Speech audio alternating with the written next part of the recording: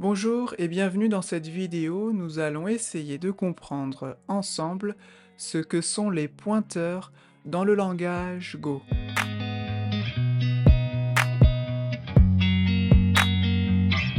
Et oui, c'est une notion pas très facile à comprendre, surtout lorsque l'on est habitué à utiliser des langages web où cette notion de pointeur n'existe pas.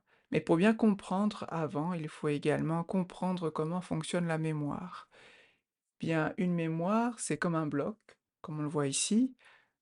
Pour un bloc, il y a un nom de variable et un contenu. Par exemple, ici, le nom de la variable c'est A et le contenu c'est 35.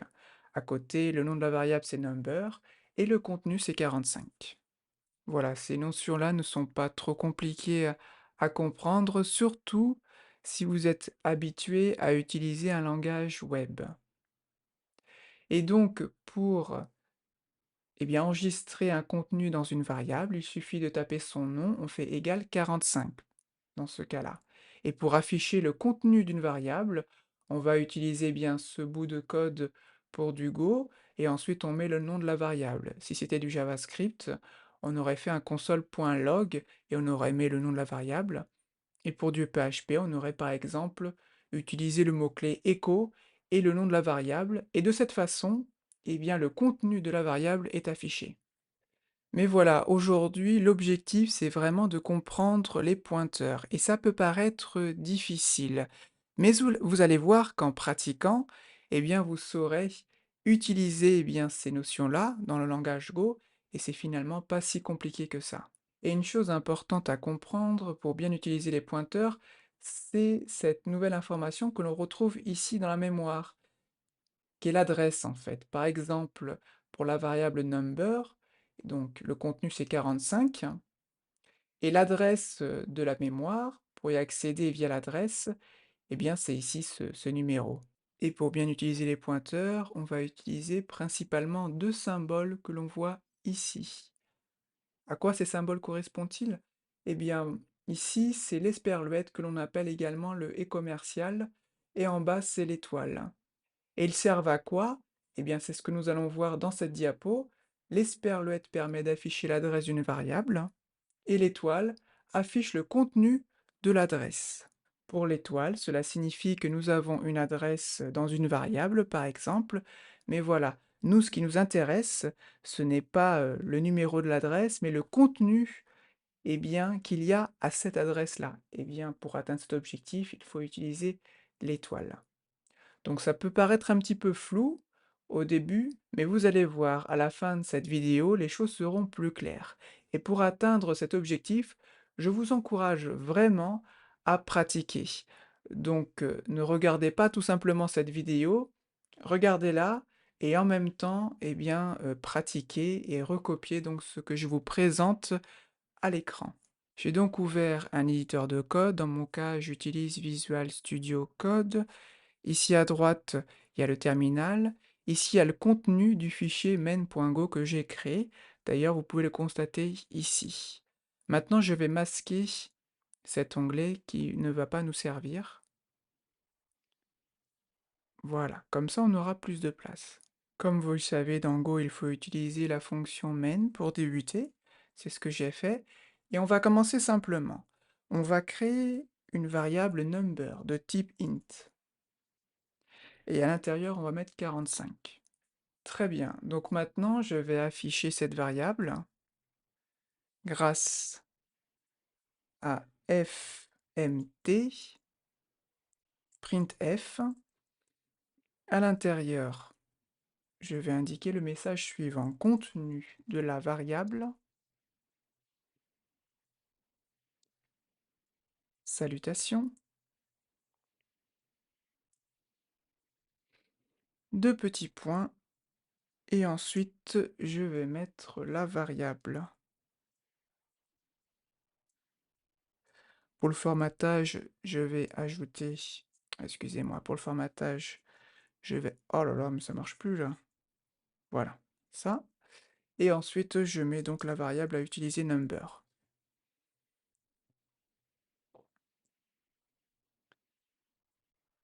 Voilà.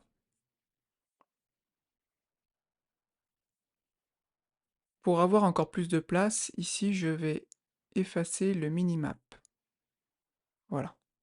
On va voir le résultat. Donc ici, dans le terminal, je vais taper go, run, et le nom de mon fichier. Et on va voir le résultat. Donc on nous dit ici, le contenu de la variable salutation est 45. Donc tout va bien, ça c'est quelque chose que l'on connaissait déjà. Maintenant, nous allons afficher autre chose. On va afficher l'adresse. Alors, on va dupliquer cette ligne, et à l'intérieur, on va mettre adresse de la variable salutation. Alors, comment on fait pour trouver l'adresse? Est-ce que vous vous rappelez? Eh bien, nous avons vu dans notre schéma qu'il fallait utiliser l'esperluette, qui permet donc d'afficher l'adresse d'une variable. C'est ce que nous allons faire. Donc, c'est parti. Ici, et notez bien, hein, ici, dans cette variable number, on va ajouter l'esperluette juste avant. On sauvegarde, on va taper go run main.go, on appuie sur entrée. Donc ici, on voit contenu de la variable salutation 45, aucun souci. Et ici, en dessous, adresse de la variable salutation, on nous donne l'adresse bien, de cette variable, avec ce chiffre-là. Donc vous avez vu, pour connaître l'adresse d'une variable, bien, il faut utiliser l'esperluette avant le nom de cette variable, comme on l'a fait ici. Et maintenant, ce que nous allons faire, nous allons enregistrer l'adresse dans une autre variable que l'on va nommer number address égale, donc esperluette, number pour récupérer l'adresse de number et l'enregistrer dans la variable number address. Vérifions maintenant quel est le contenu de la variable number address. fmt fmt.printf. À l'intérieur, on va indiquer le message suivant, contenu de la variable salutation adresse. Contenu de la variable salutation plutôt number address.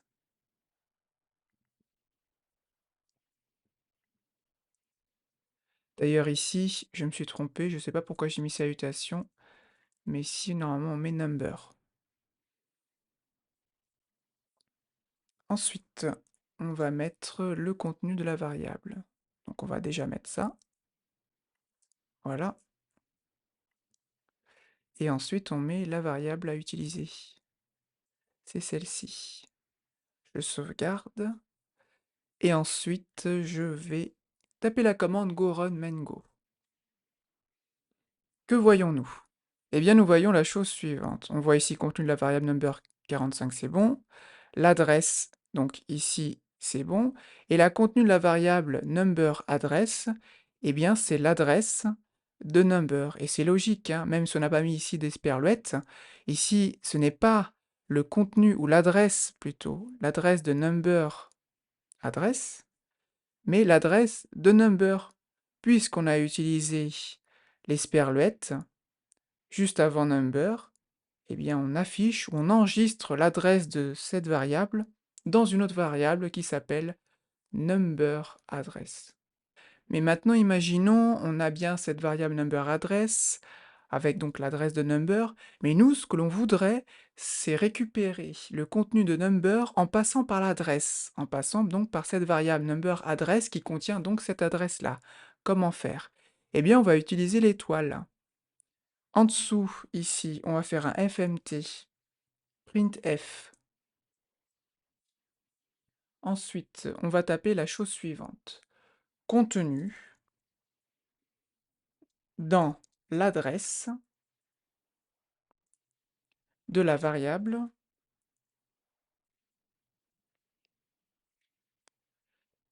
number address. Et ensuite, hop, je vais copier directement, ça ira plus vite, on va faire ça. Et on va utiliser ici number address. Et là, soyez bien attentifs. Si on laisse comme ça, qu'est-ce qui va apparaître? Eh bien, il va apparaître l'adresse de number, mais c'est pas ce que nous voulons. Si je mets l'esperluette, ici avant number address, on va avoir l'adresse de la variable number address, mais ce n'est pas ce que nous voulons. Donc on va utiliser l'étoile juste avant number address. Et on va voir le résultat. Je sauvegarde, je tape go run main.go, et ici, contenu dans l'adresse de la variable number address, 45. Donc ça fonctionne bien. Number address contient une adresse, mais là c'est pas ce qui nous intéresse. Grâce à l'étoile, on peut récupérer bien, le contenu de cette adresse qui correspond donc bien, au contenu de number, si vous avez bien suivi le schéma. Maintenant, nous allons vérifier que vous avez bien compris. Je vais créer une autre ligne et vous allez me dire bien, que va afficher le terminal avec cette ligne. Donc print. Alors je vais utiliser un println pour que ça aille plus vite. Et je vais faire étoile, esperluette, et ensuite number. Et je sauvegarde. Alors, à votre avis, qu'est-ce que la console va afficher avec ça? Vérifions ensemble. On fait donc go run main go. Et là, ça affiche, hop, ça affiche 45. C'est ici, hein, 45. D'ailleurs, on peut effacer tout ça. Voilà. Je sauvegarde.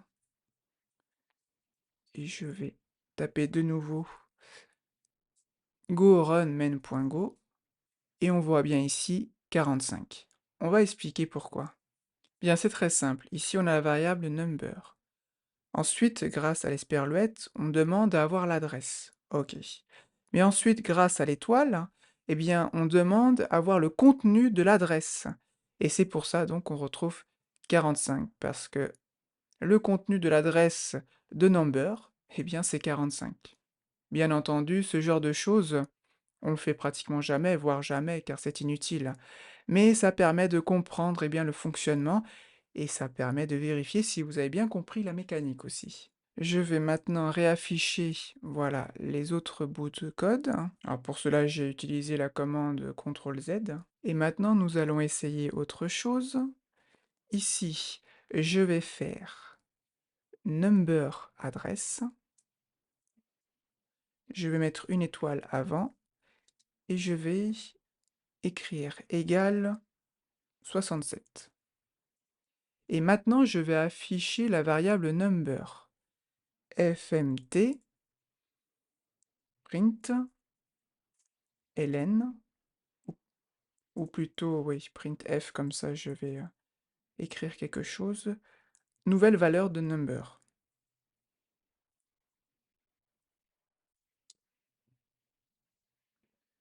De number via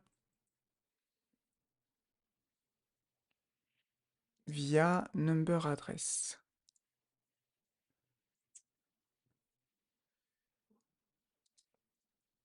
Voilà, hop.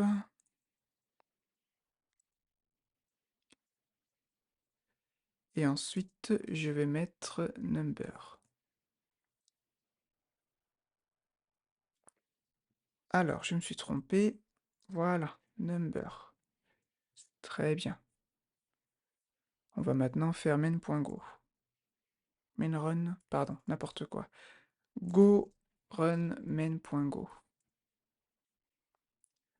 Donc, la nouvelle valeur de number, c'est 67. Vous avez vu? C'est intéressant. Et oui, parce que j'ai pas utilisé la variable number pour changer. J'ai utilisé number address. Et ça montre que ça fonctionne bien et que c'est logique par rapport à ce que nous avons dit précédemment. Ici, dans number address, il y a l'adresse de number. Mais si on cherche à atteindre, bien, le contenu, voilà, de l'adresse, qui correspond à number. Et en mettant l'étoile, bien, on peut modifier la variable number en passant par l'adresse. Ça peut paraître un petit peu compliqué encore, mais n'hésitez pas à recopier dans votre propre ordinateur ce que je fais, et à refaire l'exercice jusqu'à ce que les choses soient claires dans votre tête. Une dernière chose que nous allons expliquer, c'est ici, lorsque j'ai créé cette variable, j'ai pas forcément indiqué le type pointeur. Donc pour le faire, si vous voulez le faire, par exemple, on va créer une autre variable, une autre adresse, voilà, et on va mettre, bah, par exemple, on va remettre, voilà, l'adresse, bah, celle-ci, l'adresse de number, voilà, et pour déclarer le type, on fait int, et ici, on met l'étoile, donc qui correspond au pointeur. Et vous voyez, ça fonctionne bien. Ici, le message d'erreur signifie tout simplement que j'écris une variable, mais je ne l'ai pas encore utilisée, mais elle fonctionne bien. Si par exemple, je fais un println et que j'indique l'adresse ici, voilà, et que j'efface tout ça, ce sera plus clair. Ah mince, bah non. Alors, attendez, voilà, je peux effacer jusqu'à là. Non, excusez-moi, je peux effacer jusqu'à là. Alors, je suis en train de faire n'importe quoi. Voilà. Voilà, très bien. Si je fais un clear pour effacer, et ensuite je vais faire un go pour main.go, eh bien on voit bien l'adresse, hein, et on voit que le code a bien fonctionné. Révisons ensemble avec le schéma qui apparaît à l'écran. Vous voyez ici, on crée une variable number. Donc, le contenu de number, c'est 10. Si je mets l'esperluette, eh bien le contenu de esperluette number, en tout cas ce que cela affiche, c'est l'adresse, par exemple une adresse que l'on voit ici. Et si on rajoute le pointeur à une adresse, eh bien on tombe directement sur le contenu de cette adresse, qui correspond donc à la variable, en fait, du début. Essayez de retenir ce schéma, personnellement ça m'aide à bien utiliser les pointeurs. Et bien voilà, c'est terminé pour cette vidéo, j'espère qu'elle vous sera utile, que grâce à cette vidéo, vous saurez maintenant bien utiliser les pointeurs. Merci de l'avoir visionné, je vous dis à bientôt.